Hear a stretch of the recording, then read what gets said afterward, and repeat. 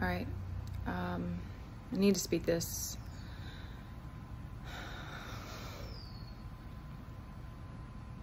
There's a lot of shifts going on right now. Specifically, like, and there's a need to, like, clear the crown chakra. I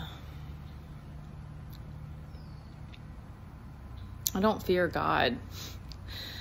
God becomes your best friend on this journey, and the one that you realize that you needed all along, and that continues to, I don't like the thought of like it being a game, but in a sense it's like he's like, doesn't make it easy for you. It's like, it's not just like God's there for you, but I do believe that there's angels and ancestors and all of this that are like beside that even if you don't call upon it, like something is protecting us. But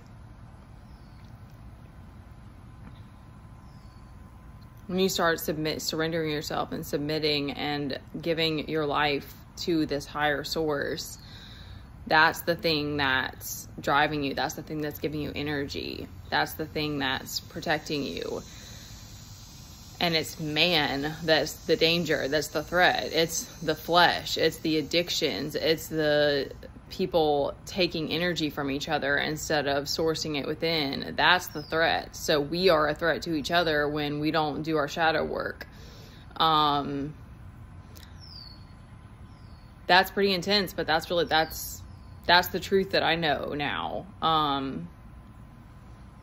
It's not simple. Like, I don't think it's like every person you come across, it's like a battle. But I think as soon as if you are like, okay, let's give an example. Like, you're an empress and you're around another empress, but they're abusing their power. So they're often in this like empress reverse position. You're going head to head.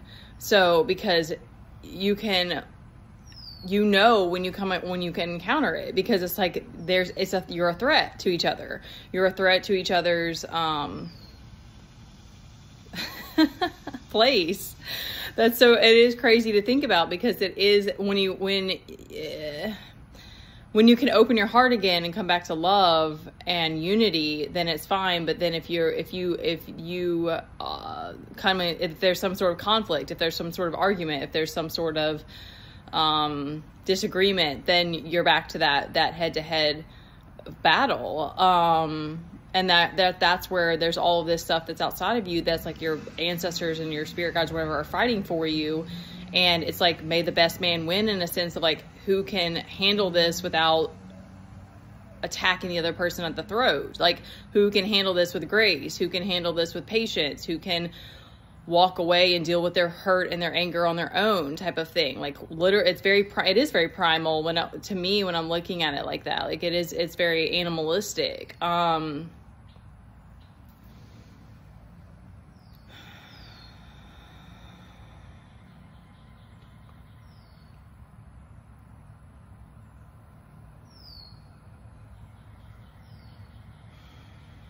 So I think it's that when we are still afraid, that we fear God, when you are actually afraid of him. But once you allow him into your life, you realize that there aren't all of these fears, and that attaching to them, you're projecting that back into the field, and making others feel like there's things to be afraid of.